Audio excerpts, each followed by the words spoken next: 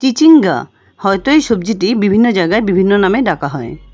আর এই সবজিটি অনেকেই পছন্দ করে, আবার অনেকেই খেতে চায় না। আর তাই এই অবহেলিত সবজিটি দিয়ে বানানো দুর্দান্ত স্বাদের একটি নিরামিষ রেসিপি তোমাদের সঙ্গে শেয়ার করব। যারা এই সবজিটি খেতে পছন্দ করে না তারাও বারবার চেয়ে খাবে। পেঁয়াজ রসুন ছাড়া যে কোনো নিরামিষ দিন এই রেসিপিটি তোমরা বানিয়ে নিতে পারো, যা গরম ভাতে অসাধারণ লাগবে খেতে। তাহলে চলো দেখে নেওয়া যাক পুরো ভিডিওটা। এখানে আমি দুটো চিচিঙ্গা নিয়েছি, তার মধ্যে ছোটটা বাদ দিয়ে বড়টা কেটে নিচ্ছি। প্রথমে একটা ছুরি বা দা দিয়ে উপরের পাতলা লেয়ার বা আঁশগুলোকে এভাবে ফেলে দিতে হবে। চিচিঙ্গাতে আছে vitamin A, E, potassium, phosphorus, sodium, magnesium ও জিঙ্ক, যার জন্য জ্বর, ডায়রিয়া, হজমের সমস্যাতে খুব সাহায্য করে। তাছাড়াও এই সবজিটিতে প্রচুর পরিমাণে জল থাকার কারণে এই গরমে আমাদের শরীর আর্দ্র রাখে। ডায়াবেটিস রোগীদের জন্য কিন্তু এই সবজিটি খুব ভালো। খুব ভালোভাবে এর খোসা ছাড়িয়ে নেবার পর দুদিকের বোটা কেটে বাদ দিয়ে লম্বালম্বিভাবে কেটে নিচ্ছি। এবার ভেতরের বীজগুলোকে এভাবে একটা চামচের সাহায্যে ফেলে দিচ্ছি।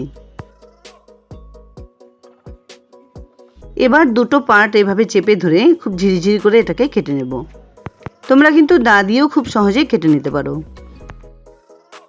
এই সবজিটি দেখলে কিন্তু অনেকেই নাক ছিটকায়, যার জন্য এটি অবহেলিত সবজি বলেই ভাবা হয়। খুব সুন্দরভাবে ঝিরিঝিরি করে কেটে নেবার পর এখানে দেখো আমি একটা বড় সাইজের আলু নিয়েছি।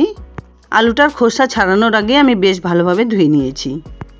তা না হলে আলুতে প্রচুর পরিমাণে রাসায়নিক সার থাকে আর তার সঙ্গে প্রচুর ধুলো থাকে। সেই সমস্ত ধুলো নোংরাগুলো বাকি সবজির সঙ্গে মিশে গিয়ে খুব খারাপ হবে। খোসা ছাড়িয়ে নেবার পর আলুটাকেও পাতলা পাতলা করে কেটে নিলাম। ইচ্ছে হলে আরও দু একটা আলুও ব্যবহার করতে পারো। আর হ্যাঁ, যাদের আলু খাওয়া বারণ আছে তারা অবশ্যই অ্যাভয়েড করবে। সবজি ভালোভাবে ধুয়ে নেবার একটা ম্যানিয়া রয়েছে আমার, তাই কেটে নেবার পরও খুব ভালোভাবে এগুলোকে আর একটু ধুয়ে নিলাম। এবার একটা কড়াই গরম করে তাতে হাফ কাপ পরিমাণ সোনা মুগ ডাল দিয়ে দিচ্ছি। ডালগুলোকে শুকনো খোলায় একটু ভেজে নিতে হবে। খুব একটা বেশি ভাজার দরকার নেই, জাস্ট একটু সুন্দর গন্ধ বেরোলে ডালগুলোকে নামিয়ে ধুয়ে নেব। এবার কড়াইটা একটু পরিষ্কার করে ওতে দিয়ে দিচ্ছি পরিমাণ মতো সাদা তেল। তেলটা গরম হয়ে এলে ফোড়ন হিসেবে দিয়ে দিচ্ছি একটা তেজপাতা, দুটো শুকনো লঙ্কা, 1 টিস্পুন পাঁচফোড়ন, সঙ্গে 1 টেবিল স্পুন আদা বাটা, একটা বড় সাইজের টমেটো কুচি। বেশিরভাগ রান্নাতেই আমি টমেটো ইউজ করি, পছন্দ না হলে অবশ্যই অ্যাভয়েড করবে। হালকা একটু নাড়াচাড়া করে মিশিয়ে দিলাম 3-4টে চেরা কাঁচা লঙ্কা। এর সঙ্গেই মিশিয়ে দিচ্ছি কেটে রাখা চিচিঙ্গা আর আলু। ফ্লেমটাকে লোতে রেখে মিশিয়ে দিলাম পরিমাণ মতো নুন, 1 টিস্পুন হলুদ গুঁড়ো, 1/2 টিস্পুন জিরে গুঁড়ো, 1/2 টিস্পুন ধনে গুঁড়ো। এর সঙ্গেই মিশিয়ে দিচ্ছি 1 টিস্পুন চিনি। এবার নাড়াচাড়া করে সমস্ত সবজির সঙ্গে মশলাগুলোকে খুব ভালোভাবে মিশিয়ে নিতে হবে। অন্যদিকে ভেজে রাখা ডালগুলো আমি সুন্দর করে ধুয়ে নিয়েছি, সেগুলোও মিশিয়ে দেব। ডালগুলো মিশিয়ে দেবার পর 3-4 মিনিট ঢেকে এভাবে রান্না করে নিতে হবে। এক্সট্রিমলি সরি বন্ধুরা, ডালগুলো মিশিয়ে দেবার সময় ক্যামেরাটা একটু প্রবলেম হচ্ছিল, তাই সেই ক্লিপটা তোমাদের সঙ্গে শেয়ার করতে পারলাম না। ঢেকে 3-4 মিনিট রান্না করে নেবার পর সবজিগুলো যখন একটু শুকনো হয়ে যাবে আর ডালগুলো অনেকটা সেদ্ধ হয়ে যাবে, ঠিক তখনই হাফ কাপ পরিমাণ জল মিশিয়ে দিচ্ছি। তাছাড়াও এই সবজিতে প্রচুর পরিমাণে জল থাকে, ঢেকে রান্না করবার সময় প্রচুর পরিমাণে জল এর থেকে বেরোয়।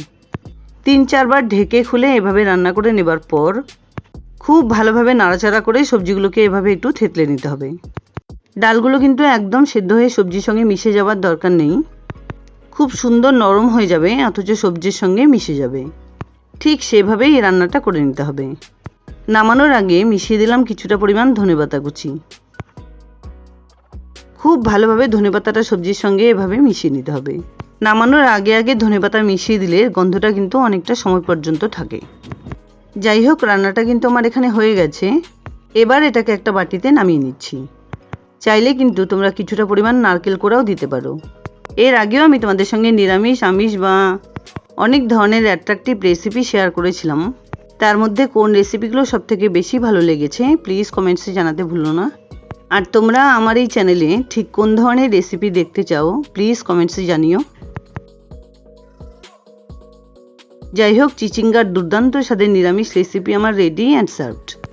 আশা করছি বন্ধুরা আমার এই রেসিপিটি তোমাদের খুব পছন্দ হয়েছে। যদি এতটুকুও ভালো লেগে থাকে তাহলে প্লিজ ভিডিওটাকে একটা লাইক করো, শেয়ার করো ফ্যামিলি ফ্রেন্ডসদের সঙ্গে। আর আমার এই চ্যানেলে নতুন বন্ধু হয়ে থাকলে প্লিজ চ্যানেলটাকে সাবস্ক্রাইব করে পাশে থাকা বেল আইকনটা অলে করে দিও, যাতে আমার আপলোড করা সমস্ত ভিডিওর নোটিফিকেশান সবার আগে তোমাদের কাছে পৌঁছে যায়। দেখা হচ্ছে নতুন কোনো রেসিপি নিয়ে। ভালো থেকো, ধন্যবাদ।